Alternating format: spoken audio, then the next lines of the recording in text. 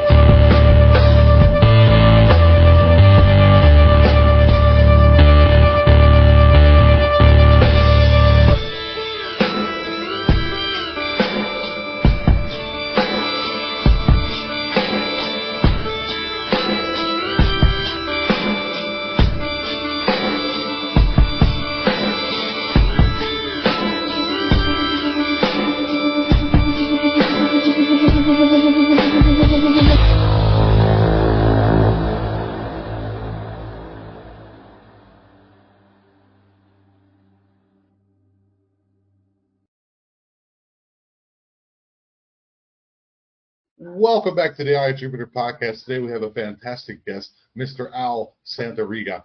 He is from the, let's make sure I get this right, Bronxville Paranormal Society, and he is going to tell me about an interesting investigation or an experience that he had in 2015, and he kind of like touched on a little bit back in the green room here, and I'm really looking forward to it, and I hope you guys are as well.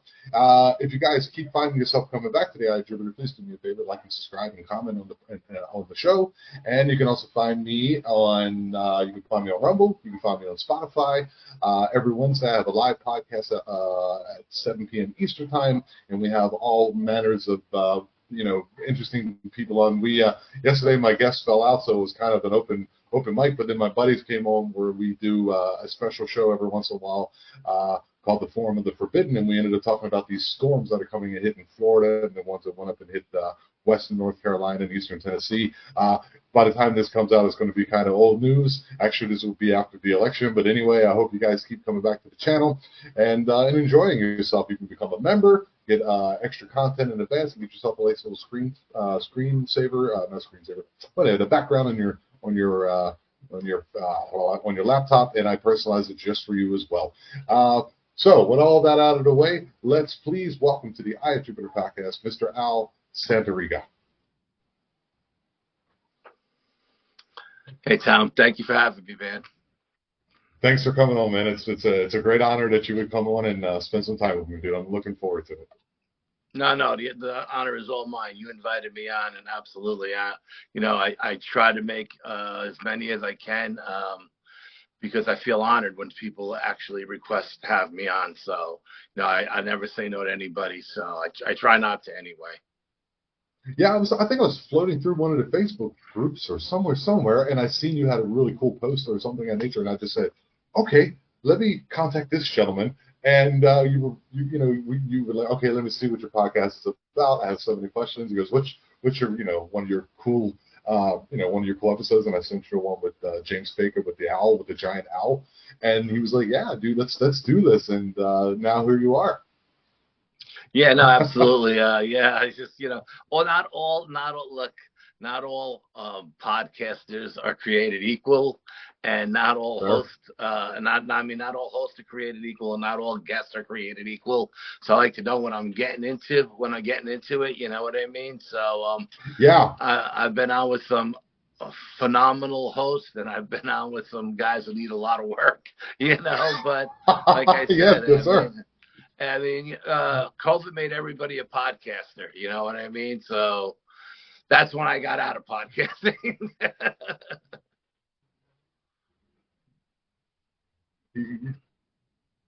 Okay, Al, do us a favor for the uninitiated as well as myself. Please, you can't hear me. Oh, my internet's a little wonky at the moment. I'm so sorry about that. I just bumped the router, and if something happens, just if I have to leave out and come back on, just stay.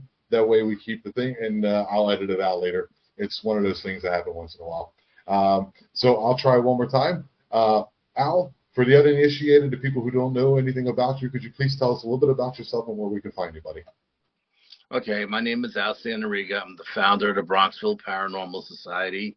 I'm director of the New York State UFO Project, director of the North American, the regional director of the North American Dogman Project, Region 3, director of the New York State Sasquatch Organization, and director of the New York State Dogman Project. A MUFON member. My mom was a psychic. My brother was one of the first parapsychologists in the United States, and and that's it. Yeah. That's more than just it, dude. I mean, there's anywhere any place we can find you? Like, do you have a Facebook page? Do you have yeah. You could find you could find all of those groups on Facebook. I tend to stay on Facebook. My partner has got us on every social media platform in the world. My partner Brian, but I just kind of hang around Facebook. I just don't have the time to bounce around the whole internet all over the world. But if you want to reach out to me, you can reach out to me at any of those Facebook pages, or you can reach out to me to my own personal page on Facebook, private message me. I don't have a problem getting back to people and talking to people if you have questions or whatever, or if you want to call bullshit on anything I say, I'm easy. You know what I mean? I'll be more than happy to talk to you. Oh, that's perfect. That's the perfect attitude. I think if you're a paranormal investigator, if you're in the MUFON and you're the Dogman Project and the North, I was speaking to a gentleman from, I think he's the Arkansas chapter, just recently of the Dogman Project, and he was also a fantastic guest. So you were teasing about an experience or an investigation that you did. I think you said 2015. Would you like to go into that? 2015, we went out to a place of high strangeness. I had scouted the location a couple of weeks before with my cameraman, Bill. And as we were walking around this 52-acre lake in a place of high strangeness, we came across 3 quartz crystal stones set up in like a triangle formation. So I was like, you know what? When we come back, we're going to start here. And we had located 3 different areas where we were going to investigate that night. That was the eastern ridge was the first location with the 3 quartz crystal triangle balls. Then there was the northern ridge, which we called the meadow, and then the western the campsite, what we call the campsite, on the western ridge of the lake. And we really didn't know what to expect. I had done some research and I had found some Bigfoot experiences there. People had camped at the lake and Bigfoot had come into the camp. And there was also people seeing balls of light coming in and out of the lake, along with UFOs siphoning water out of the lake. But whoa, yeah, that's incredible. I haven't heard that one yet. yeah. Well, this location they used to use this location. The government used to use this location. They were mining it for uranium, and they had a facility on the lake where they were refining the uranium. And of course, there was an explosion, and all the uranium went into the lake. And according to they sealed the mine. They hid the mine. Apparently, they spent millions of dollars to clean up the lake, but I don't believe it's cleaned up anyway. But I think this all added to all of this. I mean, the place being a place of high strangeness, and then mining uranium out of it, I think it just added to the high strangeness of the location, the energy of the location. You know, as time went on and we did more research on the location, we found underground aquifers that ran through there. We found quartz crystal veins that ran through there. We found ley lines that ran through there. So there's a ton of stuff. So anyway, me, my cameraman Bill, and my partner Brian, who was my tech guy at the time, we decided we were going to go back. So we picked Hallows Eve. We said, let's go back on Hallows Eve. Okay. There's going to be a full moon that night. Dude, you're killing it. On top of a meteor shower. So we said between the full moon and the meteor shower, the energy should be off the charts, you know? Right, so I always like to do day-night investigations because I like to see how the energy changes from one moment to the other. And I'm big into energy. I like to document the energy changes and stuff like that. So we hiked about 4 miles, maybe 5 miles to the other side of the lake. And we got to these three quartz crystal stones that were set up like a pyramid. And so we called a psychic. My psychic reads everything through me. She says I'm a conduit, and she's from Arkansas. And we called her up, and she said, okay, at this location, you're going to see a Bigfoot. You'll see a Bigfoot here. And and there may be other stuff that come in and out, but you're going to have a Bigfoot experience at this particular location. So we said, okay. So as we're sitting there, I had a parabolic mic going, and I caught what sounded like a Morse code coming out of the sky on the parabolic mic. So I passed the mic around everybody to listen to it. And, everybody had their theories. Could it be radiation from the spill in the trees, now up in the trees, and we're getting that? Could it be a tower, a radio tower, or a microwave tower setting off, coming across with these waves? And, to me, the simplest reason is the most easiest one to go with. And I say, well, or it could just be a UFO up in the sky pretending to be a cloud, and which it's giving us a message and we're picking it up, Not that I'd seen any UFOs at that point, and we didn't. So then I said, let's do an experiment. My partner Brian brought a quartz crystal skull, and I brought a rose quartz crystal skull. And we put them on both sides of the three quartz stones that were there, and we wanted to see if we could get the energy to jump from the clear quartz to the rose quartz. And we were trying to film, we were doing rituals to try to amp up the energy in the location. And I broke out a Tibetan singing bowl, and I filled the woods up with this Tibetan frequency, and awesome. You came prepared, my friend. You came ultra prepared. Right after I did, I'm filming with the thermal camera, and the stones are ice cold, and Brian is like, yeah, the stones are ice cold. I'm filming, they're ice cold. I said, yeah, that's not doing anything. Let's hit the Tibetans. So we hit it with the Tibetan singing bowl, and then we film it again, and now the stones are white hot. Okay, we're not getting any energy jumping from one skull to the other, but the stones have changed. It went from ice cold blue to white hot. So I tell Brian, I was like, Brian, touch the stones, see what they feel like. And he's like, I'm not touching those stones, man. You're nuts, I go, touch the stones. He goes, no, I'm not touching them. So I gave the camera to Bill. I said, Bill, you take the camera. I'll touch the stones. So I went over and I touched the stones. And even though they were white hot on the camera, they were still cold to the touch. It was very weird. So we called the psychic back up. Yeah. So we called the psychic back up. And when she got on the phone, she couldn't talk. It was like she had cerebral palsy. She couldn't talk. And all she kept saying is, what did you do? What did you do?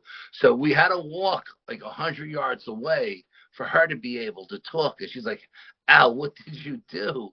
And I said, I hit the woods with a Tibetan singing bowl, the chakra, the head chakra, and the crown chakra. And she's like, well, you just changed everything. She goes, you just changed everything in those woods tonight. I don't know what you did, but you just changed. She goes, all bets are off now. She goes, you're going to experience stuff. And, being a dude from New York City, me and Brian and Bill, we're all from the city. We all me and Bill live upstate. Brian still lived in the city.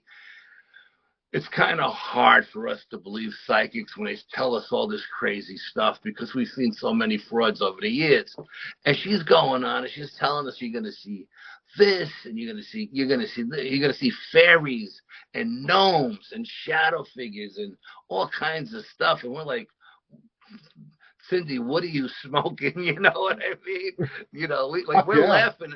We're laughing at her. She's like, don't laugh. I'm telling you, you guys are going to have all this experience. And I'm like, okay, well, you know, time will tell. And she said, okay, be careful out there because you guys just opened up a portal and anything could come through. I was like, okay. Now we're three grown guys. We're all over 6 foot tall. We got 18-inch machetes, 10-inch survival knives, pepper spray on our hips. But no one's carrying any firearms. I don't let anybody come out with me with firearms. I don't trust anybody but myself with a gun. And if I'm not carrying one, you're not carrying one. And we're sitting there and starting to get dark now. And I got the parabolic mic on, and we're off the beaten trail. We're on this high ridge that's overlooking a swamp to our west, to our east, and above the swamp must have been a dog kennel or something, because the dogs were going just absolutely insane, barking, going crazy, and I'm sitting there and I break out the parabolic mic and I hear something walking over towards us. Bipedal footsteps coming from west to east. And they're huge and they're heavy. Boom, boom, boom. It's getting darker. We have headlamps, but we don't have them on. Just some glow sticks on the ground for ambient light. We have our back up against this 3-foot stone wall that runs nowhere. I don't even know who built it. They're all over the Northeast. And we're sitting there and we hear this. I hear it through the parabolic mic. So I said, I think there's another paranormal team in the woods tonight, you know, because I hear something coming this way. So Brian says, let me hear. So he takes the mic and he listens. And then he goes, no, that's not a person now. So he gives it to Bill and Bill listens and Bill looks at me and goes, are you stoned? You think that's a dude walking? So if that's a dude, he's 10 feet tall and 1,000 pounds, you know? I was like, well, I don't know. Maybe the energy of the woods has gotten to me. We've been in the woods for about 5 hours at this point. And so I said, cover the glow sticks with some leaves and let's see what happens. So we're sitting there in the dark, pitch black. The full moon is up. The meteor shower hasn't started yet. The dogs are going crazy on the eastern, on top of the eastern ridge. On the western ridge, pack of coyotes are going off on the moon. So the coyotes are going off on the moon. The dogs are going off on the coyotes. And we hear whoop, whoop. Oh, whoop. wow. 3 of the most powerfulest whoops you've ever heard in your life. Okay. I mean, whatever was whooping at us was a good 200, 300 yards away still. And it was going up the ridge, up our legs, and through our chest like a bass drum. And the dogs shut up, and the coyotes shut up, and we're just sitting there. And Bill goes, "What's that?" And I go, "I know what that is. That's a Bigfoot for sure." And he says, "Well, maybe it's time for us to leave." And I'm like, "No, I'm not ready to leave yet. I feel like there's more to come, and I'm not ready to leave." So we're sitting there, and now we hear a whoop from the western ridge, and a whoop from the southern ridge, and a whoop from the eastern ridge, and there's whoops all around us now, you know. And Brian's like, "I think it did 3 whoops to tell the other clan members that there's 3 of us up here, you know. We're discussing what we think the whoops are all about, you know." And we're just sitting there, and this thing threw a rock the size of a bowling ball. Okay, now you got to imagine we're 50 foot up on a ridge, and we got 60 foot trees above us. This bowling ball, it must have like shot put it. I swear to God, he must have shot put it. Went up over the top of the trees and was coming down. And you hear it coming down. It's breaking branches, and we don't know it's coming down because we don't have our headlamps on. We're not seeing it, and it lands between the 3 of us, and it rolls down and it hits Brian's chair. And Brian's like, "Okay, it's time to go." And I'm like, no, I'm not No. ready to leave. I'm not ready to leave yet. I feel like there's still more to come.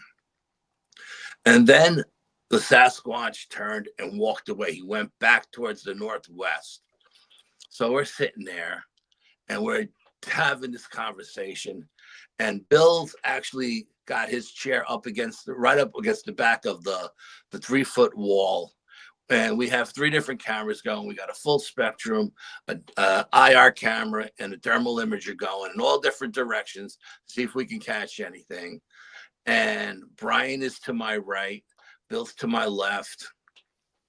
And there's a lot of leaf litter on the ground. Okay, the trees really have no leaves on them at this point on Hallows Eve. Yeah. And all of a sudden, we hear something charging up the ridge. Bada boom, bada boom, bada boom, bada. Something is coming up the ridge. We don't On know 4 what's legs. coming. It's a quadruped for sure. We don't know what's coming Right. up the ridge. It's on the other side of that little 3-foot wall. And I tell everybody jumps up. I tell everybody to turn the headlamps on. And we're all looking to where the sound is. And as it's getting closer, Bill is sitting there with his back to this wall. Bill decides it's time to get out of Dodge, and he starts to run. And as he gets to me, and I don't know how I did this to this day. I honestly don't know, because I never took my eyes off of where the sound was coming from. And my brain is going 1,000 miles an hour. What are we dealing with here? Are we dealing with a black bear? Are we dealing with a mountain lion? Is a mountain lion going to hit that wall and jump on me, and I'm going to have to kill it with my survival knife because I'm in between trees? I can't use the machete. And Bill is running. All this is going through my head. And Bill is running by me, and I grab him with my left hand, and I stop him cold, and I spin him around. And I say, stand your ground. At that point, he pulls out his machete. Brian pulls out his machete. I got my survival knife in my hand. And I'm thinking, definitely a mountain lion. I'm going to have to sacrifice my left arm and kill it with this survival knife. And the sound comes charging up the ridge. You hear the leaves breaking, the twigs snapping, and it's coming, man. It's coming. It gets right in front of us, and it stops. Nothing comes over the stone wall. So we're all sitting there. We got our headlamps on. We're looking, but it's pitch black. And I got a little Sony camera hanging on my chest, right? I take this little digital camera and I take one photograph with the flash on where I heard it stop running. Can't see anything on the back of it. It's way too small. I drop it down, and we're waiting, and we're waiting, and we're listening for it to leave. We never heard it walk back down the ridge. We never heard it jump down off into the swamp. We don't know where it went.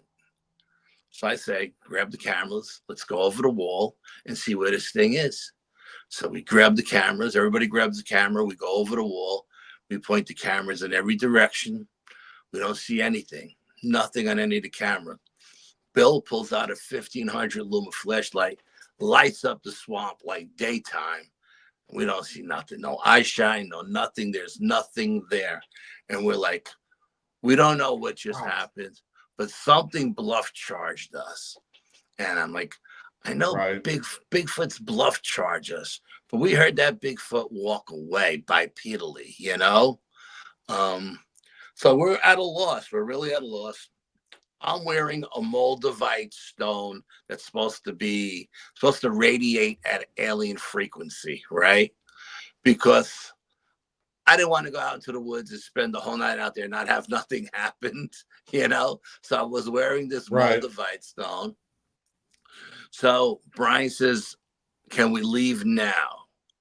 And I was like, no, let's just wait a little bit longer. So we hunkered there for like another maybe 20 minutes, half hour. Nothing happened. The woods went dead, and we decided to pack up and go to the second location. And we were packing up, and Brian says, I'm not going to pack up my camera. I don't want to be that guy that misses the opportunity to film something. So he's carrying his camera, and we're hiking back to the meadow. meadows maybe a mile away from us, a mile and a half, something like that. We're hiking back to the meadow, and we're crossing, and it's the Appalachian Trail, but yet it's rugged, man. It's a goat trail. It's all giant rocks. It's treacherous. You could break your head open easily if you fall. So we're hiking back slow and steady. When I see this silver light in the sky going from west to east, and it's flashing like a strobe light, and I say, oh God, please don't let this be a UFO. Don't let us get abducted because I'm wearing a stupid stone, right? And I'm not saying anything to the other guys. I'm not saying anything to the guys that I see this, because everybody's looking down. They're being careful where we walk. Brian looks up and sees it and goes, "What's that?" Points to it. He picks up his camera and he's filming now. Now the thing is going from silver to red to orange to yellow. It's changing all kinds of colors. So we're all standing there. We're all looking at this thing. And as we're filming it, it makes a beeline to us. Boom, comes right over to us. I tell everybody to shut the headlamps off, right? We shut off our headlamps. It's making some kind of electrical hum. We can hear some kind of an electrical hum coming from this craft. And we're all debating, what is it? It's not a helicopter, doesn't sound like a drone. And we're all having this conversation when this thing hits us with a floodlight. Now we're all in this floodlight, and it's watching us, and we're watching it, and everybody, we're having this long conversation. Brian's filming the whole time. The whole time he's filming, and we're having this conversation, and then it blinked. The light blinks off, and it zips across the lake in tremendous speed. In a matter of a thousandth of a second, it was gone. And we sit there, we put our headlamps back on, and we discuss what happened. Oh, when it first came over to us, I told Bill, time check. And it was like 8:45. Okay. I wow, said, okay. Dude. How long have you been doing this? Like you're going through all this stuff. You got your rocks, you got your skulls, you got your knives. How long have you been doing this up to this point? I've been doing it a long time, bro. I feel like I've been doing it my whole life with my mother being a psychic. And I had an aunt who was a white witch and a cousin who was a black witch. And so, I mean, I've been doing this my whole life. So, okay. Because you seem extremely prepared. It's just a question that I was like, man, this guy, he's on his P's and Q's, dude. This is incredible. Well, my brother's a parapsychologist, and, he worked with Han Holzer and stuff like that. And, so anyway, I say time check. This is 8:45. Okay. So I know it's not going to take us too long to get to the other side. So we get to the other location. It's like 9:00, say 15 minutes to get to the meadow. We get to the meadow, we sit down, we hunker down, and the psychic said we were going to see balls of light. Now, I know the Native Americans here say, don't follow the balls of light in the woods. They'll lead you to your demise. My psychic claims that the balls of light we're going to see are fairies. Okay. So I tell Brian before we leave, I say, bring your green laser. I'm going to bring my red laser. And if we run across any of these balls of light, let's hit them with the lasers and see what happens. Okay, so he's got his green laser. I got my red laser. We're sitting down in the meadow. Bill is filming the meteor showers, a full-on meteor shower. Bill's filming the meteor shower. Brian's looking north. I'm looking south. Bill is looking east and west. And I'm seeing shadow figures jumping from tree to tree, but not just one. Like 5 or 6 shadow figures. And these shadow figures are all like 7, 8 feet tall. So I said, Bill, bring the IR camera over. Brings the IR camera, and we're filming the trees with the IR camera. And you don't see any shadow figures. But what you see on the trees, and this is so weird, dude, looks like Christmas ornaments, like Christmas balls on the trees, like thousands of them. They're just glowing silver. It wasn't any leaves. There weren't any leaves on this particular tree. It was just big branches. And we're looking at this. You can't see them with our naked eye. You hit them with the flashlight, they're not there. But on the IR camera, there's all these, or it looks like Christmas balls on a Christmas tree.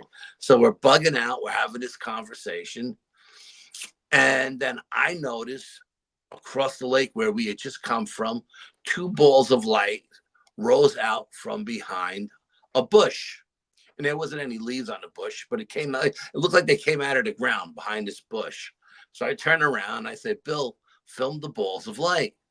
And Bill's filming the balls of light. And I said, Brian, get your laser.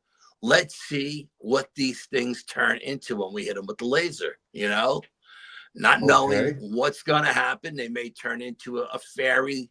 It may turn into nothing. We don't know, but let's see what happens. They just came up out of behind a bush where we were just at, where we were bluff charged.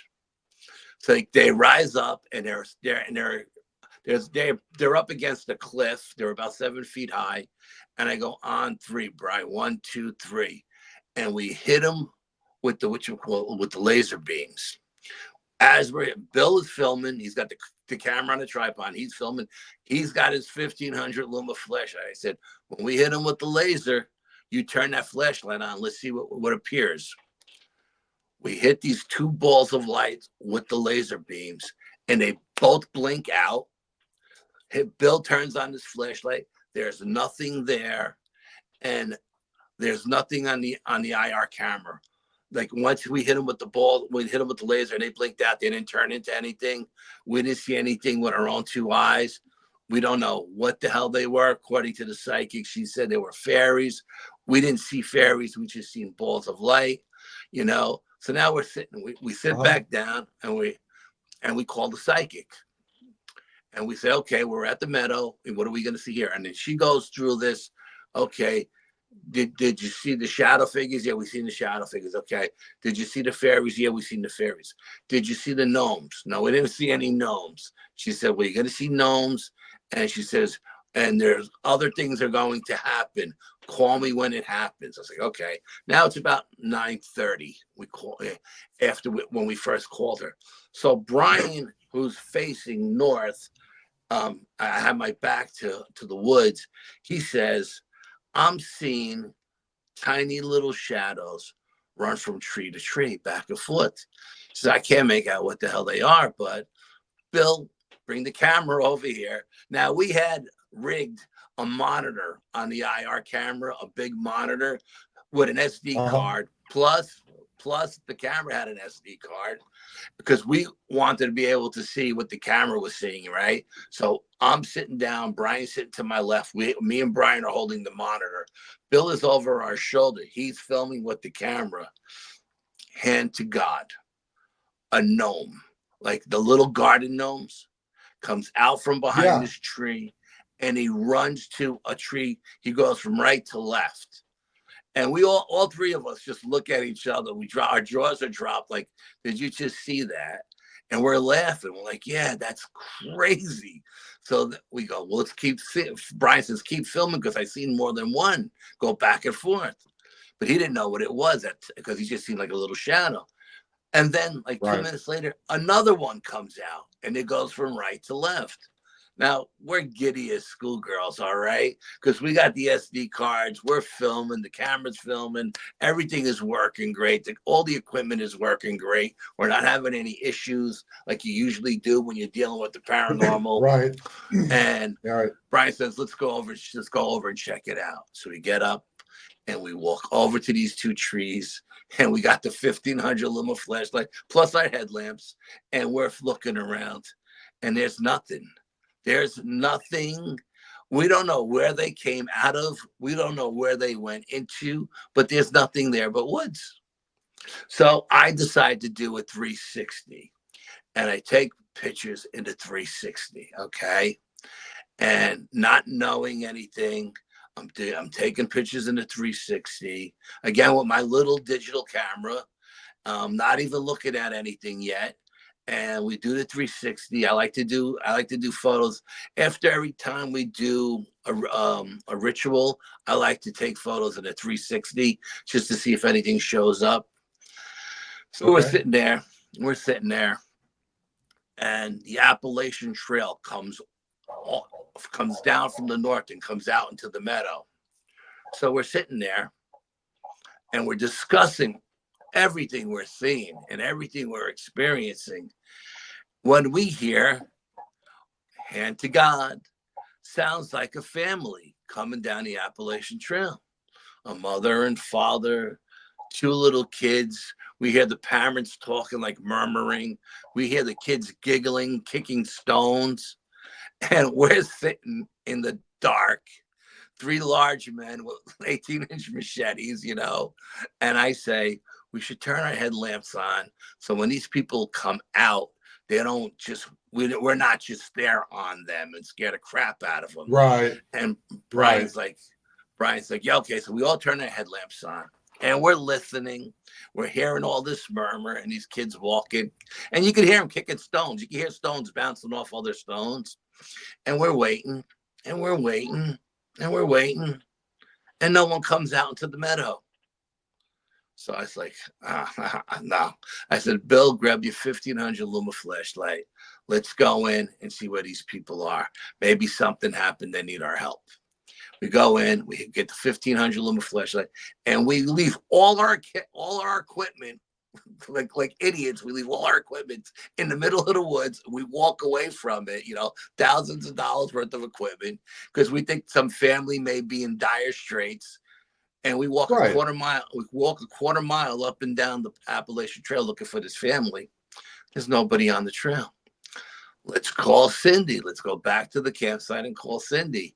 Now we're thinking it's like the latest it could be is 9:45. It didn't seem like it took that long for all of this stuff to happen.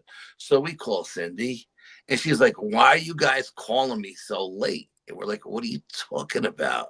She's like, it's 11:30. And I said, no, it's impossible. We just called you like 15 minutes ago.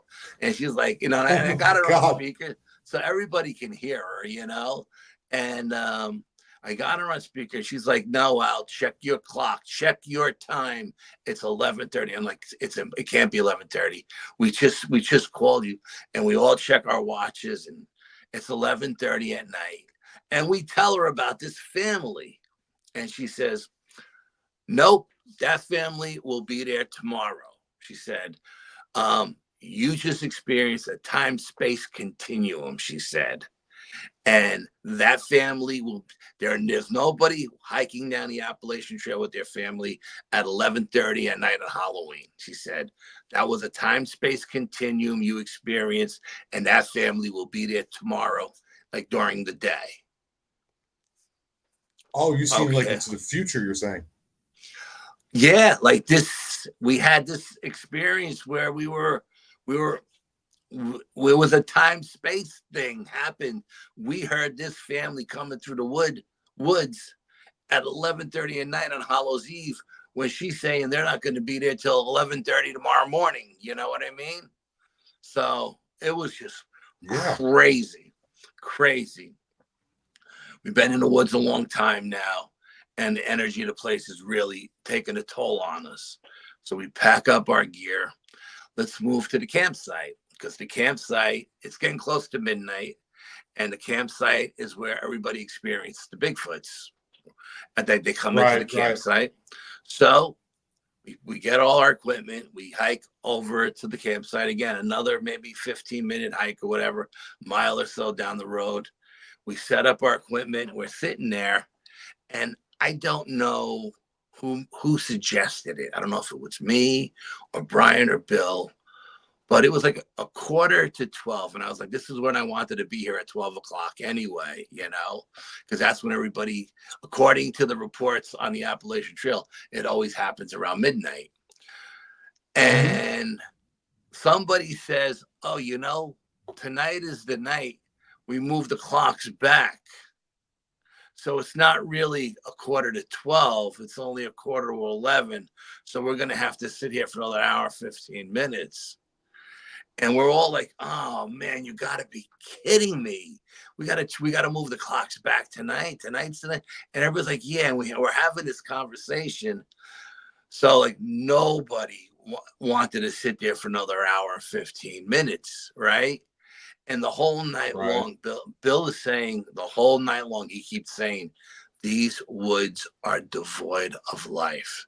There's 14,000 acres with a 52-acre lake, and these woods are devoid of life.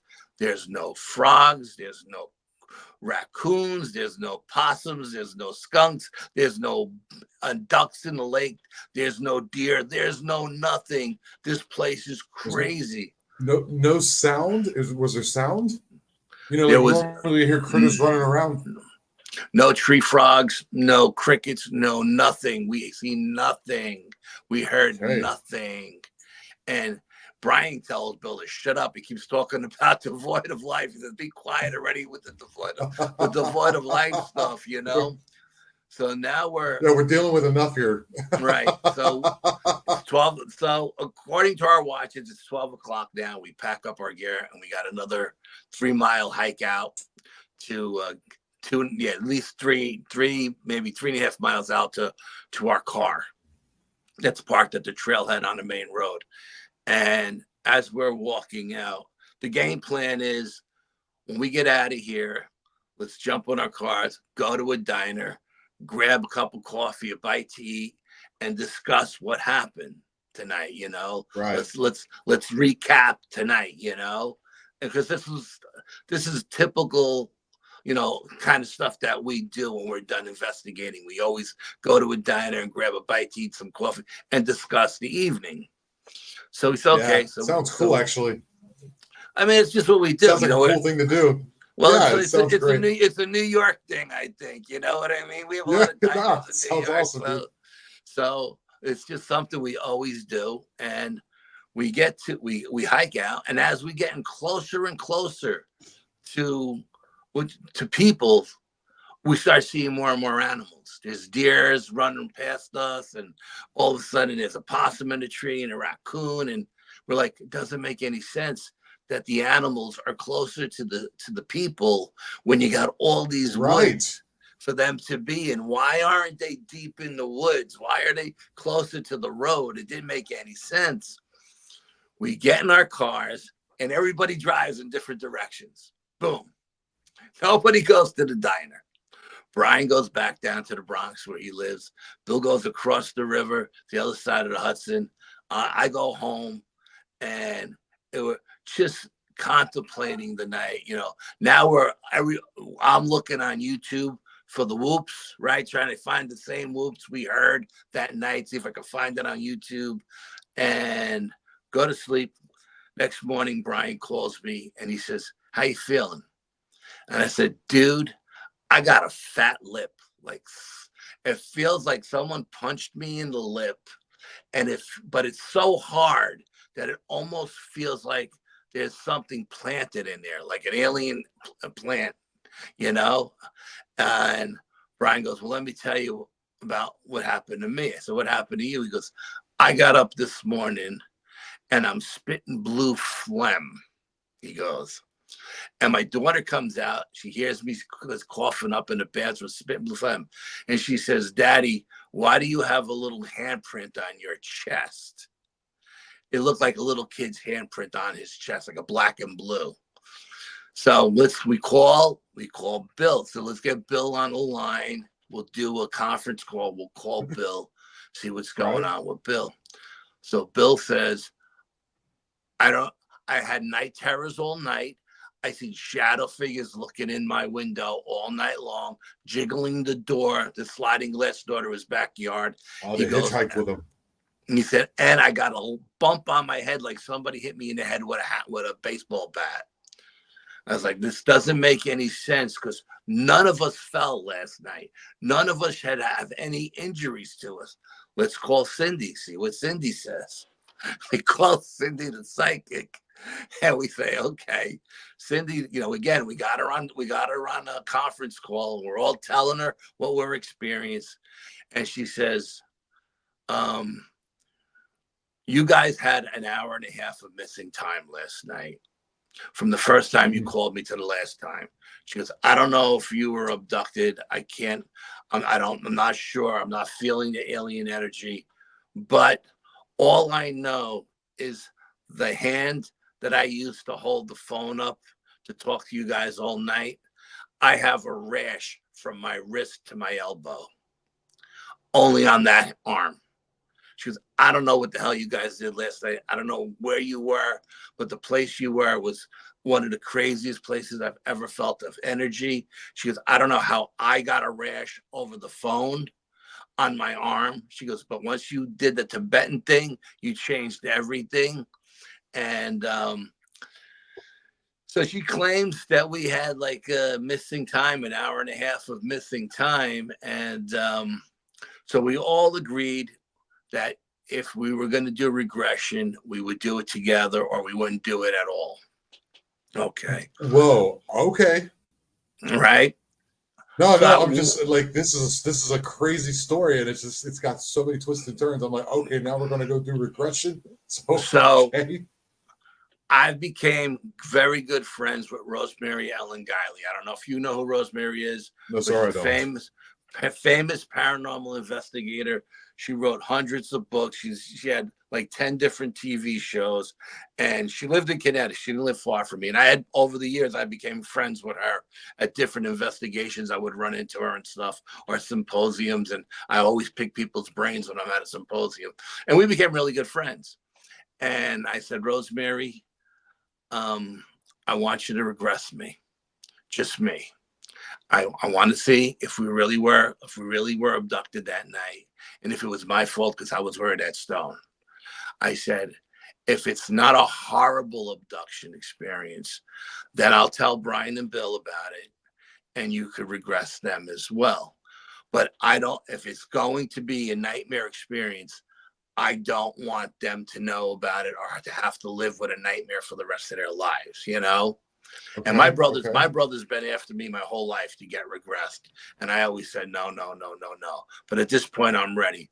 So Rosemary says, okay, Al, I'm just finishing shooting up here in Hollywood.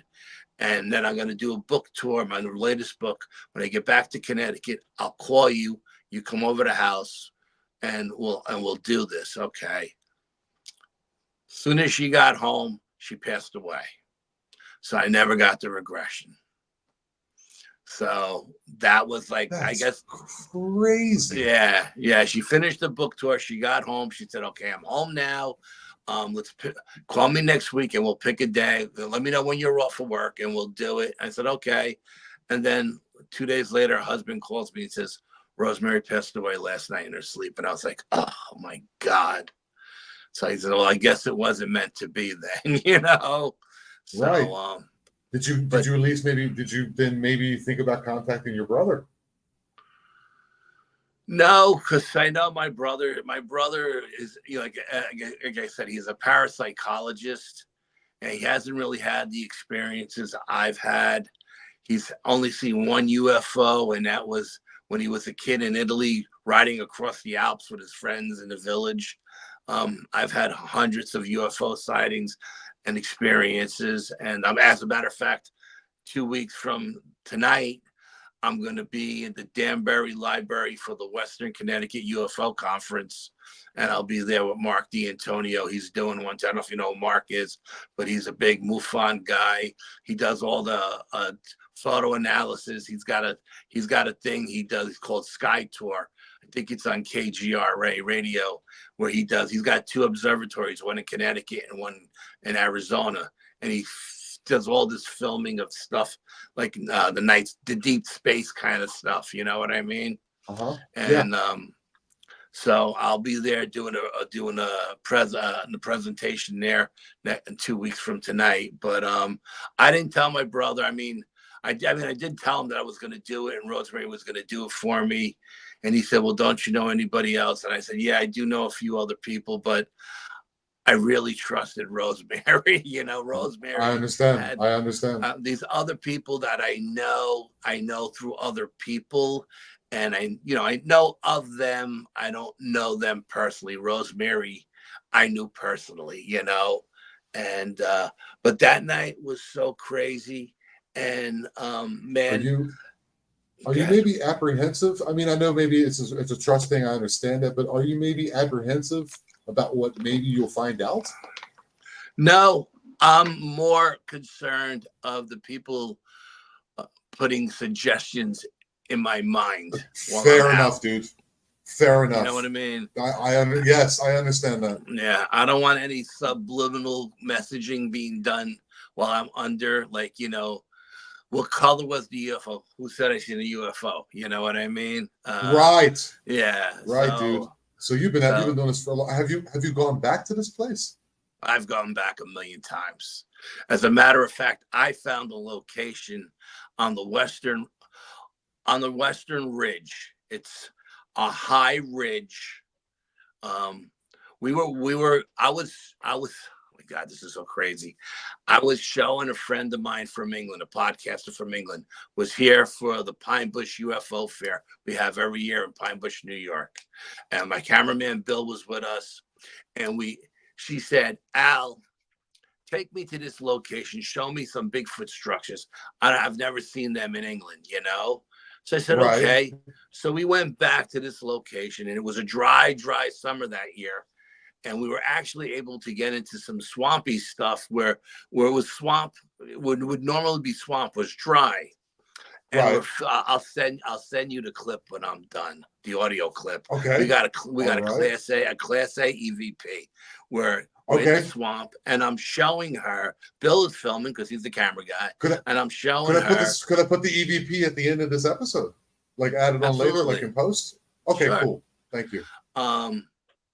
Bill is filming, and I'm showing her like little structures. See these little structures? These are made by the juveniles, and to copy the big structures that the adults make. And as we're doing this, we started getting eaten by mosquitoes. So Bill puts his camera down on a log facing me and Heidi. That's the woman. Now Heidi has got a heavy English accent. You cannot mistake her accent. And she's telling me they had the muzzies. She calls them muzzies. The muzzies are eating me alive. And Bill's like, Al, did you put any spray on? And I said, no, not yet. And Bill goes, well, if anything happens, it's like a Blair Witch kind of thing. As soon as he says that, you hear a voice on the recording. Now, we don't know at the time, we don't know this, right? Right. EVP. We hear a woman's voice say, Bill, just like that, clear as day, Bill, right? Then he's continuing talking, and then you hear the woman say it again, Bill, but it's a whisper, Bill, right? So then he picks up the camera, and we're filming, and we're walking through the woods, and at one point, there must have been a fire in the woods that winter, and we're looking up this ridge line that normally you can't see or you can't get through, but it's all burnt out. And we see what looks like a megalithic stone with 100 stones on top. Now, the first time I went in these woods, I was finding all these stone cairns, like on cliffs and stuff. Like you had to be a Billy Goat to a stone cairn? Yeah, it's like a little stone figurines. It's like okay, rocks placed on top of each other. Okay, yeah, stacked, like they're stacked. Okay, yeah, okay. Stacked rocks. They're called cairns, and I was finding these things, but only in locations that you had to be a Billy Goat to get up there. And then who's going to carry rocks up there? I mean, it was freaking me out. I was thinking Blair Witch, right? But we see this megalithic stone with all these rocks on it. And Bill's like, how the hell are we going to get up there? I pulled out my machete and go, follow me. And I chopped my way up the ridge. We got up to the top of the ridge. When we got up to the top of the ridge, it flattened out to what do you call that? I can't think of the word. It was a big flat area with these giant megalithic stones set up in a circle with hundreds of stones set on each one of them. And there's arches, and there's X's, and there's bends, and there's breaks, and there's all kinds of twists, all kinds of Sasquatch activity, right? You have any pictures? Do you have any pictures of this? I got millions of pictures. Yeah. So I call psychic Cindy. I get Cindy on the phone, and she says, "Oh my God!" She goes, "Where are you?" She goes, "These stones. These were made by white men in robes thousands of years ago." She says, "This place was used. This place is a sacred site. The Native Americans used it as a sacred site. The white men used it as a sacred site." She goes, "The Sasquatch used it as a sacred site, and the aliens used it as a sacred site." She said. She goes, "How the hell did you find this?" And I said, "Well, there was a fire in the woods, and Bill was filming up the mountain, and I looked in the camera in the viewfinder, and I seen the rocks." So we call Dr. Rita Louise.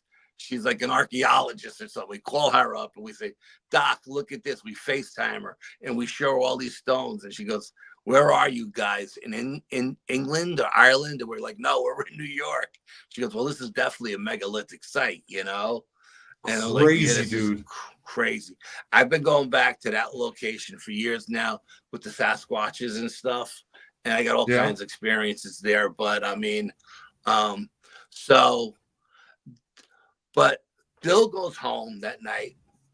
Heidi is sleeping at his house because he's got an extra bedroom, and we're all going to Pine Bush the next day. I'm doing a presentation up there and yada yada yada. And he's got the video on his 60-inch screen TV, and he hears the two whispers, "Bill." Billy calls me up and he goes, "Dude, we got a Class A EVP on the video of you and Heidi looking at the structures."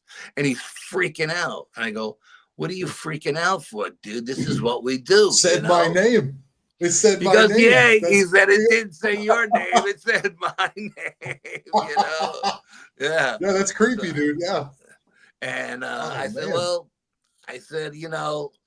I said, "I don't know what to make of it, but he put it out there on YouTube right away, and everybody said, 'Oh, it's Heidi, it's Heidi.'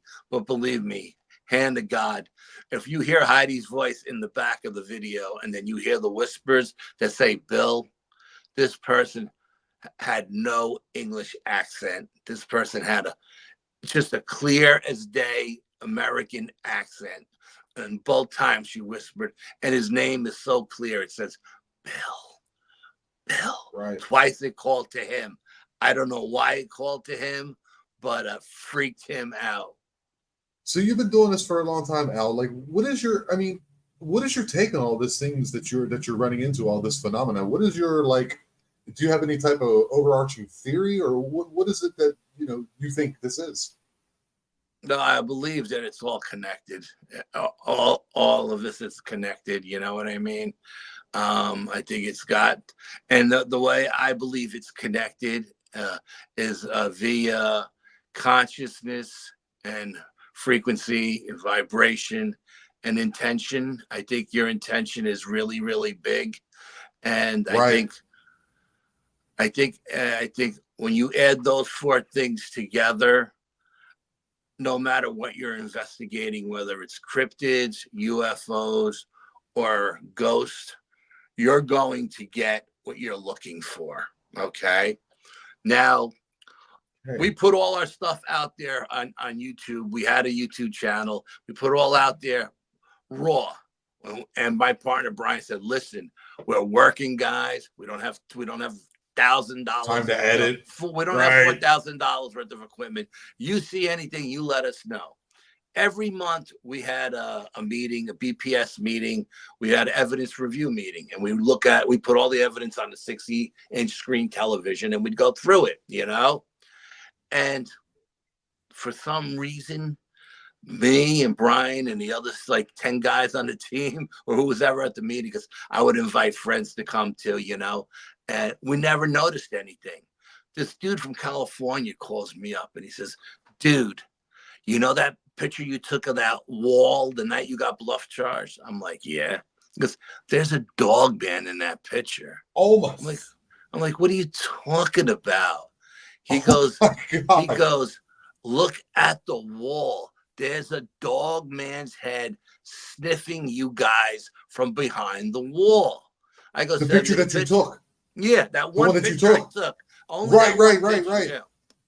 So I said, okay. So he sends me the picture, and sure as shit, you see this block head, almost like a pit bull kind of head, with cropped ears, two eyes. The eye shine is shining from the flash, a big black nose sniffing us over the tip of the wall, just looking at us. Now I think this is photoshopped, right?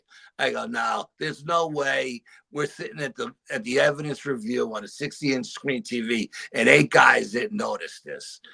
I go to my camera, I take the chip out, I put it in the computer, and sure as shit, it's there.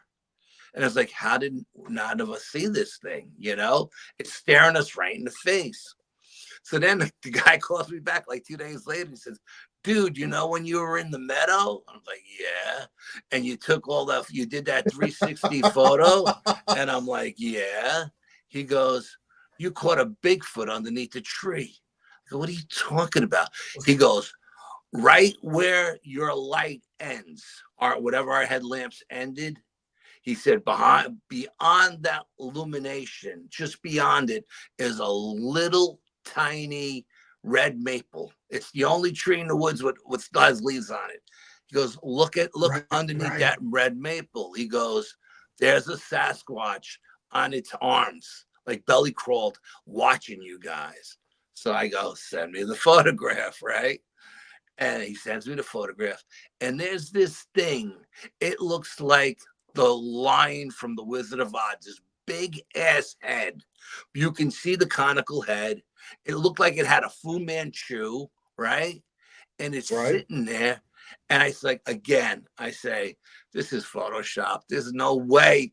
I mean, not that particular photograph, after we did our rituals, had hundreds of orbs in it, okay? All different colors with faces, all different kinds of faces. Right. So when we looked at that photograph, everybody was locked on the orbs, okay? No one was looking past the light into the shadows underneath the tree, but this guy did. So when I take the chip out of my camera, I put it in the computer, and sure as shit, I zoom in, and there it is. And I think this was the Sasquatch that whooped at us. Right. And I think this is the same Sasquatch that threw the rock at us. And I think it knew that we were just inside the swamp, the den. There was a dogman den below us. We didn't know there was a dogman den in the swamp. We had no clue. You know what I mean? I picked that location for the 3 crystal stones. No, the cattails were 12 feet tall. We couldn't see into the swamp. But there was a dogman den in the swamp, and that Bigfoot knew we were in harm's way. He was trying to get us out of there. But me being me, I didn't want to leave. And then when we got to the meadow, I think he hung around just to see, just in case that dog man followed us to the meadow. You know what I mean? Yeah, I think that's the only reason he was there. I mean, it's just. I'll send you the photographs. Yeah, I'll send you the photographs, bro. Do you want me to put it up at the end of the episode too? Yeah, sure. If not, that's fine too. I can just. No, you can put them up. It's up to you. It's your stuff. No, absolutely. You can put them up. Absolutely, yeah. I mean, okay.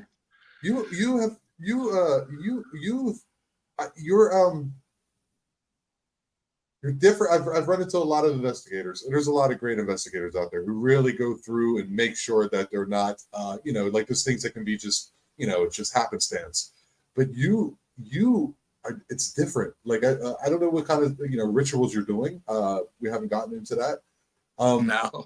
But it seemed to be kind of like a magnet for this kind of stuff. Like it seems like it's coming at you a lot, and it's running in your family, and like does that what does that mean to you? Is that just like you're chosen somehow, or what is your feelings on that? I don't know. I honestly don't know. I did a show for the Travel Channel. We did a UFO show for the Travel Channel, and they took my blood, and my blood is RH negative. Now, I don't know if that means anything or not, but I was the only person in the show that came out with RH negative blood. And Never heard of that. yeah, Never they heard of that. claim that RH negative is the alien blood because it's so rare. I don't know. I'm not a blood guy. I don't know. I'm gonna look into that. You're gonna have me looking after the show. They took my blood. I said, sure, you want to take blood? Absolutely, you know. And they took blood. I think it was Ben Hansen who actually took the blood. Ben Hansen was on the show. It was Ben Hansen and Mark D'Antonio and Michelle. I forgot her last name, but she was in it as well with me, my partner Brian, and a whole bunch of other people that they interviewed. But mine was the other one who came back RH negative. I know that my ancestors go back to ancient Rome, like first where my name is an original name of Rome before like the Roman Empire even existed, you know what I mean? Okay. And yeah. we Okay. and we researched our family lineage, and there was my father's name was Fabio, and there was two Fabio Santarigas that were particularly written about in the Roman history. One was a commander. He had high rank. He wasn't quite a general, but he had a high ranking. He was a high ranking officer. And then his son was captain of the Praetorian Guard, who took care of the emperor. So Okay. we found. So I don't know if it's a combination of the Roman ancestry, the RH negative blood on my mother's side. Her father was from there. She was from northern Italy, and her father was a count. So, you know, he had. So, and I was named after him. So I don't know if any of this stuff has anything to do with it. But Well, my if you talk to family. I have a friend. His name is Daniel Cahoon. He runs a podcast called The Magical Journey, and he is all about the bloodlines going back and what it means for you now, and like protection and things like that. Because I was having an attack. Someone was attacking me psychically. It's happened to me, and Okay. he's like, "Don't worry about it. I've looked at your bloodlines. You're good to go." And my girlfriend is Mayan. And he goes, Oh wow, nice.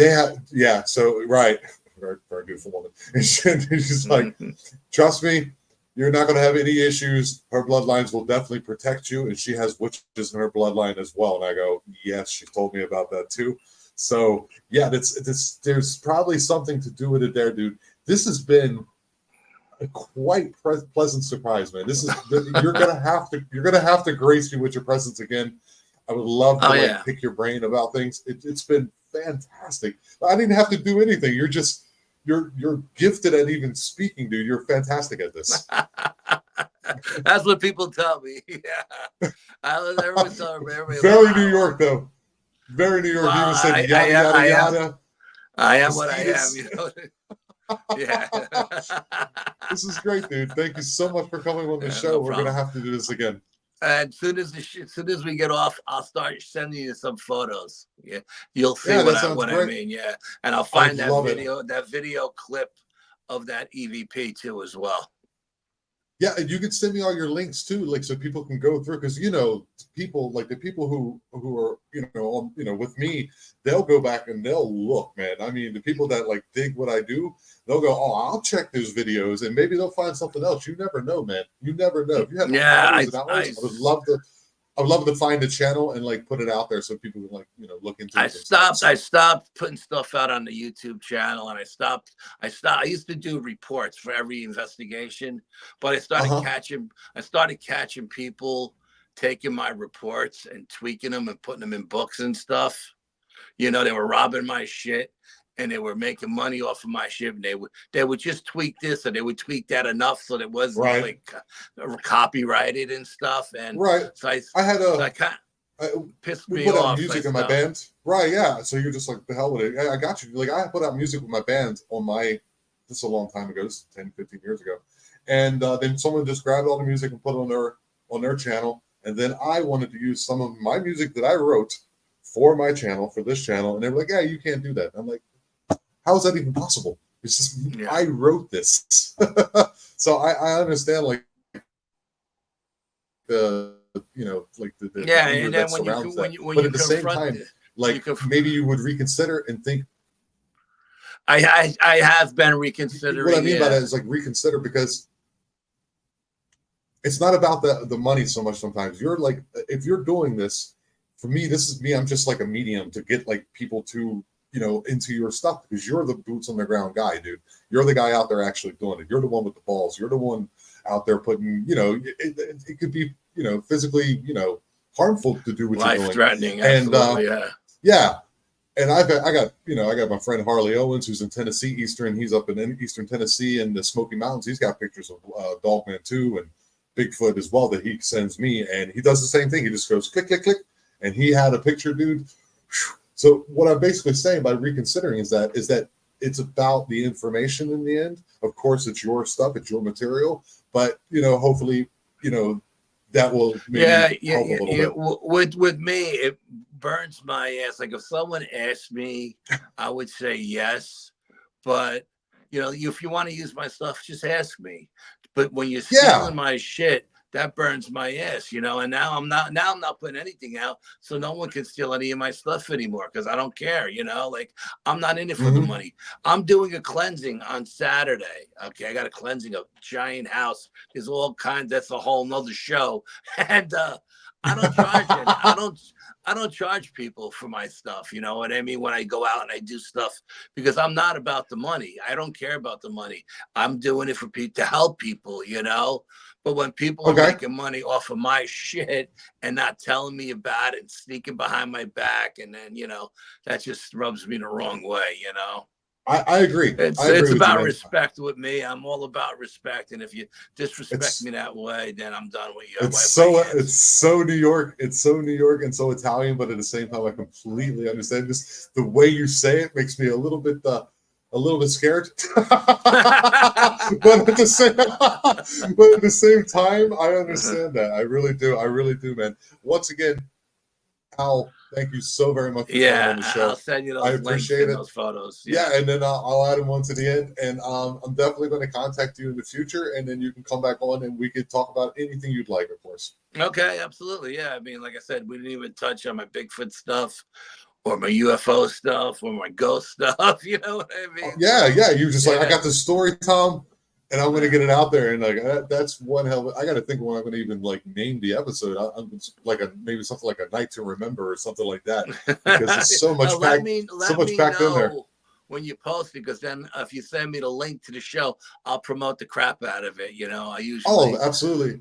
I usually promote like 200 groups. Somewhere near the middle to the end of November. I like, at the moment, like, people are just, because my show's getting, people are starting to like, watch it. And, so people are like contacting me, and I'm like, okay, I got to talk to these people. And I just don't know, maybe if it gets so much, I'll put out then 2 a week. But it's just a lot of work, Al. You know how it is. Yeah, it's a lot of work. I've been a podcaster. I know it's a ton of work. The reason I stopped podcasting is because I was spending so much time getting stuff for the show and working on the show. I wasn't getting out on the field anymore. Right, which is your initial love, right? The thing you're into. My love is being boots on the ground, being out there, not so much behind the mic talking, you know what I mean?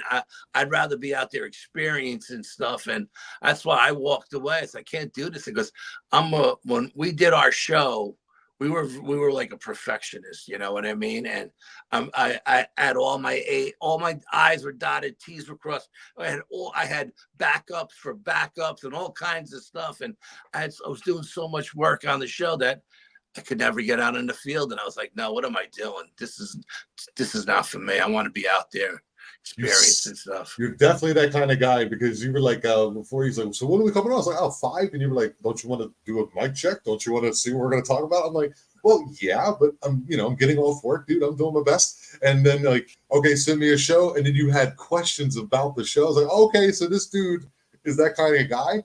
And then I got to talking to you. It's just your personality. You're just like a type A type personality. And there's nothing wrong with that. But doing a podcast, and being that type of dude, I can understand that it could be very taxing for you. And it's, you know, I'm going to go out too, man. To be honest with you, here in Mexico and the Yucatan Peninsula, there's, you know, I just ran into a guy personally who said he's seen the Bell Witch. He's seen and had contact with the Bell Witch. I'm like, okay, you're coming back on. And here there's a witch. There's a witch called the Ishtabai. It's a very famous Mayan witch. And I want to go out into the community, and you know, my Spanish, once it gets up to snuff, I'm still working on, it's very difficult. Then I'm going to go out and interview these people, and people at work now. I work on a construction site with Mexicans. I'm pouring concrete, I'm running cables, running wires, doing conduit. You know, I'm working, and they start coming to me and they start telling me, "Hey, there's a cave here you want to go check out. There's this old church in the middle of the woods you need to go check out." I'm like, I got a story for you from two Mexican soldiers that were out in the woods hunting drug dealers about Bigfoot. Oh my God, when this dude told me these stories, the dude was crying hysterical. Well, dude, don't be trying to threaten me with a good time, Al. That sounds like an amazing thing. No, I'm just saying, you're gonna find once you start going out there, you're gonna run into everything under the sun, you know. So, you know, make sure you're dude. Mentally, and if I have any questions, right, you would be the guy I'd run to. I mean, there's other people, you know, that, you know, especially I'm not gonna be looking for. There's not really big men or dog man or Bigfoot. That's a funny little quip. Down here so much, it's more shapeshifters, duendes, which are like little people. There's a thing called alushas, which are like homunculus / elementals. There's a thing called malos vientos, which is like bad winds in the caves and people getting stutters after seeing these things, people getting fevers. There's a lot of, it's different here. And maybe I might be the first like person who kind of gets into that. And so hopefully the podcast will take off well enough to supplement my income, because in Mexico, it's hard to make a living. It really is. I do actually pretty good. I make like, figured it out, $38 a day right now. That's what I make. And that's good money here.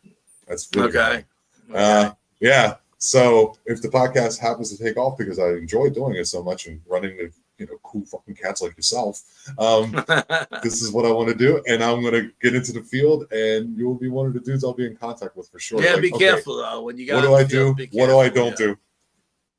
Be careful. Once again, be careful. I will, brother. Thank you so much for coming on, and hang out in the green room for a second. I want to make sure that the recordings come through. Okay. Okay. Absolutely. All right. So that was Al Santariga. Oh, make sure I get this right. I don't want to. Santariga. I want to make sure I get his name right. It's very important, especially with the Italian culture, and that's what it is. You know, that was a lot of fun, guys. I hope you enjoyed that. That was surprising. You never quite know who's going to come on the channel, and this one was a lot of fun. Blew me away. It was very intriguing. There's so many questions that I couldn't get out because the story is so jam-packed, and every time I had a question, you can tell he was a former podcaster. He was able to answer it as the questions came forward. So that was great. Thanks again, Al. I appreciate it so very much. If you keep finding yourself coming back to the show once again, please like and subscribe to the channel. It helps me out very much. And remember, we are the eye, and we are aware. Love you all very much.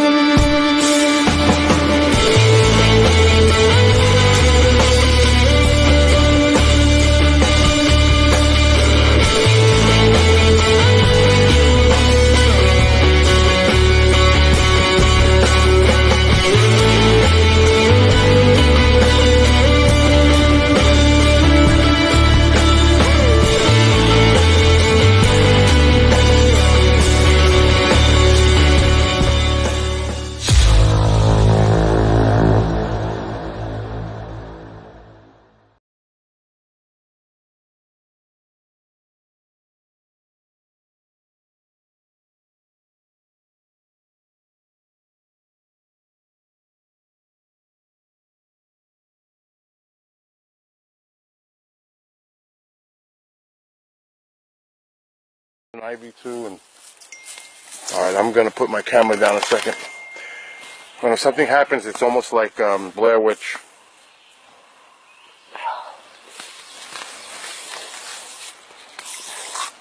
Yeah, the mozzies are out in force. Yeah, you can see, you can feel them. Yep. Can't hear them though, so that means You they're not got? the Did you barking put ones. spray at all, Al?